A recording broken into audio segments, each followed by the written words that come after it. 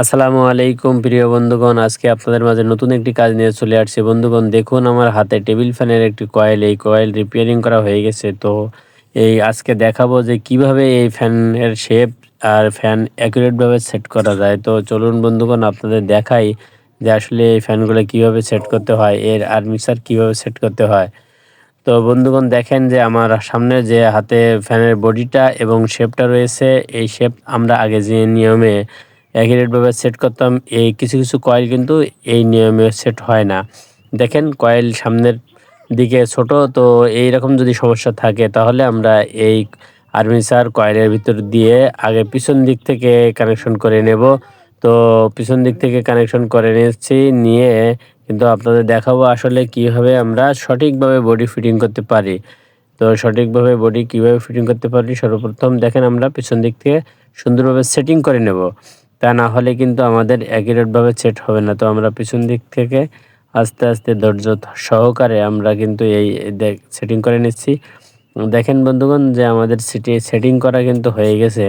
এবার আমাদের সামনের যে পার্টটা ছিল, এই পার্টটা কিন্তু আমরা অ্যাকুরেটভাবে, যেহেতু তারটা উপরের দিকে, তো আমরা অ্যাকুরেটভাবে সেটিং করে নেব। আর এই যে ক্যাপাসিটারের দুইটা তার আমরা উপরের দিক থেকে নিয়ে নেব, এই দেখেন। এবং মুভিংয়ে যে দুইটা নাটের ছিদ্র আছে, ওই দুইটা নাটের ছিদ্র সবসময় ডান পাশে রাখবো।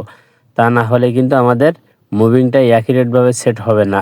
আর যে দুইটা তার দেখতেছেন ক্যাপাসিটারের তার, লাল এবং কালো, এই দুইটা তার আমরা সামনে যে গ্যাপটি থাকবে, এই গ্যাপটি দিয়ে দুইটা তার কিন্তু আমরা সর্বপ্রথম বের করে নেব। দেখুন আমরা বের করে নিচ্ছি এই গ্যাপ দিয়ে। যে ক্যাপাসিটারের দুইটা তার থাকে, তার দুইটা কিন্তু আমরা বের করে নিচ্ছি, নিয়ে আমরা বডিটা চাপ দিলাম। চাপ দিলে কিন্তু আমাদের বডিটা মোটামুটি পর্যায়ে চলে গেল। এই দেখেন, আরেকটু চাপ দিলাম, আরেকটু চলে গেল। এখন আমরা দুইটা নাট, কিন্তু বডির নাট দুইটা আমরা সঠিকভাবে সেটিং করে নেব। চারটা নাট এখন সংযোগ দেওয়ার প্রয়োজন নেই, দুইটা নাট আমরা সংযোগ দিয়ে দিচ্ছি। দিয়ে আমাদের ফ্যান একবারে ইজি হয়ে গেলে কিন্তু পরে আর দুইটা নাট আমরা এখানে সংযোগ দিয়ে দেব। তো সর্বপ্রথম আমরা দুইটি নাট কিন্তু এখানে সংযোগ দিয়ে দিচ্ছি।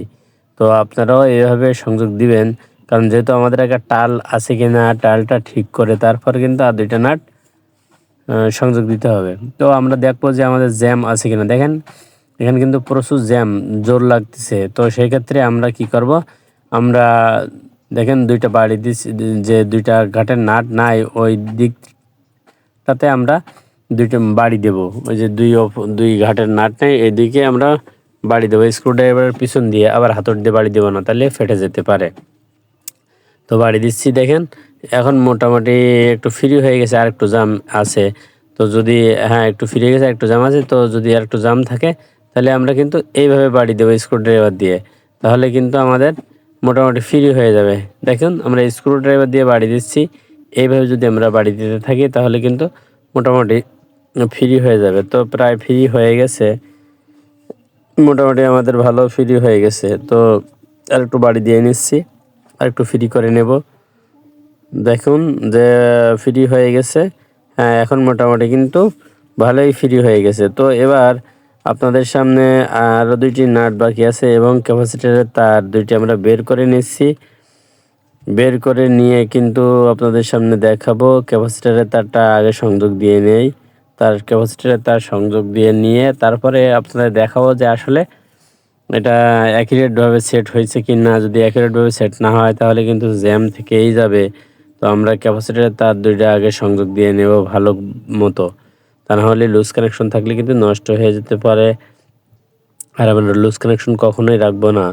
তো আমরা ক্যাপাসিটারের তার দেখুন আমরা সংযোগ দিয়ে নিছি। এবার আপনাদের দেখাবো যে আসলে আমাদের কি সমস্যা সমাধান হয়েছে কি না। জ্যাম থাকলে কিন্তু ফ্যান ঘুরবে না।